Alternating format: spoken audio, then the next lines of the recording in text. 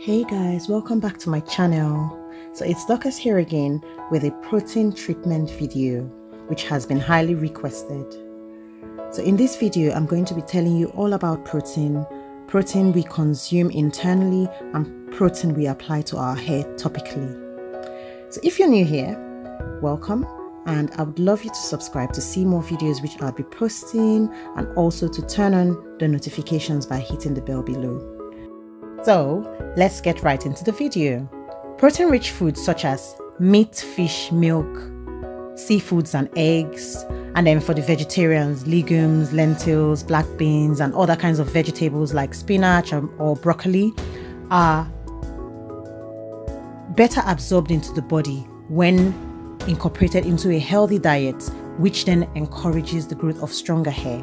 So if for any reason you still lack protein in your hair, then you would need a topical protein treatment, but not with the foods. So foods should be eaten, and then the treatments to be put on your hair should be hydrolyzed protein treatments.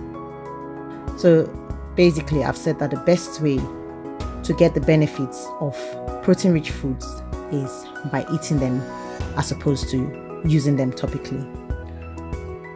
In this video, I'm using the Aphogee 2-step protein treatment, and this is the most intensive treatment that the brand has made. There are other options such as the Aphogee hair strengthening kit. That's an excellent alternative.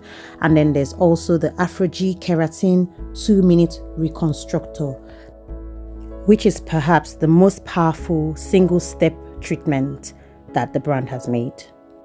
And then there's SHEA Moisture, which is a protein-rich deep conditioner. So for starters, protein treatment should be done straight after shampooing your hair for best results, not after cool washing. This is because the strands need to be clean enough so that when the protein treatment is applied to the hair, it is able to bind into the protein bonds of the hair. Starting with step 1 of my 2-step protein treatment. Don't forget to cover your body with a towel because this treatment is a little bit messy, and also using an applicator bottle is highly recommended because you can see the consistency of this treatment is really watery and can go all over the place. Another thing I would mention is that this treatment is really acidic. It has the same pH of about 2, similar to lemon juice, which is really acidic and will cause the same kind of eye reactions you would get if you had lemon juice in your eyes. Best practice is to always work in sections on the tangled hair. I struggle with a lot of tangles, so even when I detangle, if I don't keep them in sections, I experience what you just saw me doing, trying to detangle the knots. Like I said earlier, this treatment is a very powerful treatment and is actually for professional use or for people who are used to carrying out chemical processes. This is because things can actually go bad. A few people have complained that they lost their hair after this process because they did not do the things correctly. So in this video, I'm going to tell you what to do and what not to do to avoid negative results. I'm quickly going to talk about the DIY protein treatments. So there's been a lot of debate in the natural hair community about the protein treatments, and many people use different kinds of masks with eggs, mayonnaise, oils, and the rest of the products I showed you in the beginning. While this may give your hair the illusion of shine, smoothness, and strength, they are superficial as the molecules in these protein-rich foods cannot actually penetrate the hair shaft due to their size. And this is the reason it's best to use hydrolyzed proteins, like I had mentioned earlier. So Aphogee is an example of a product that contains hydrolyzed proteins. So it's a concentrated blend of modified proteins and magnesium. So one of the main ingredients is the hydrolyzed collagen, which temporarily bonds to the hair and increases its resistance to breakage under strain. The way this product works is with heat. So heat makes it harden as the binding and repair process begins. So heat is what is used to activate the protein treatment for this particular product that I'm using. So once you have saturated the whole hair with the product, it is now time to dry. For best results, use a hooded dryer. I am using a hand dryer in this video and it still works fine.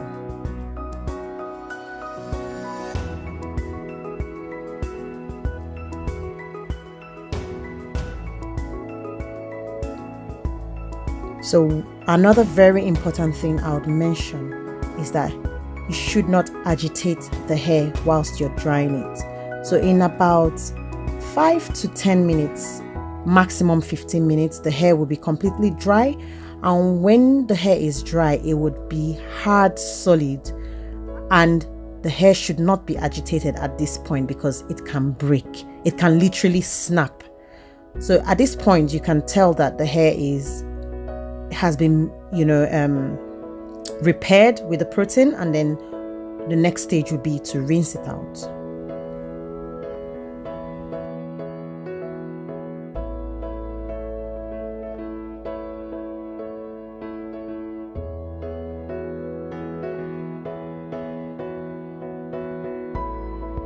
Once the hair has been thoroughly rinsed out with water, then it's time to apply step 2, which is the Effigy Balancing Moisturizer. This one is filled with humectants and emollients which promote elasticity, shine and softness. Trust me, when you apply this product, the sleep is amazing. It is extremely amazing. I can't describe it. And it leaves the hair feeling more supple but stronger.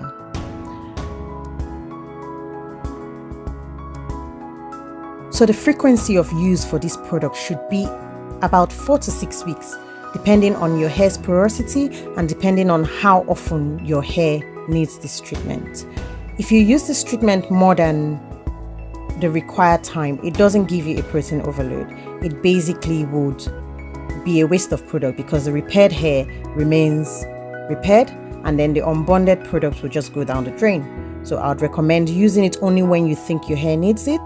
And if you experience dryness with this product, or stiffness, just know that it's due to incomplete rinsing or under moisturizing. If you moisturize your hair properly after using this product, you do not experience any dryness. After rinsing out the balancing moisturizer, I usually go ahead and use a moisturizing deep conditioner to complete my wash day process.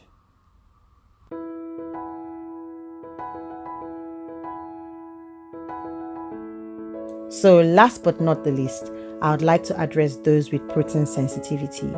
So some people's hair actually overreact to protein treatments, resulting in hair that is brittle, dry, and more prone to breakage. Sometimes this could actually be due to an accidental use of protein, or it could also be the fact that they have an abundance of internal protein which is causing this sensitivity. Whatever the case, before you do a protein treatment, a patch test is recommended. Try out a part of your hair and see how it reacts before going ahead to do the rest of your hair if you've never used this product before. Better still, you can start with more gentle protein treatments and then see how you get along.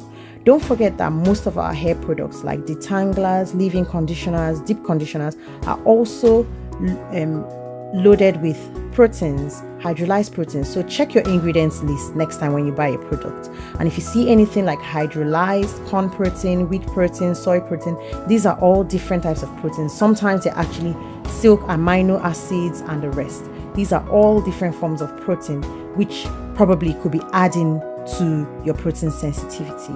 So in all, I have low porosity hair and I've not had any problems at all with this product. It has worked well for me. My hair feels stronger when I use it.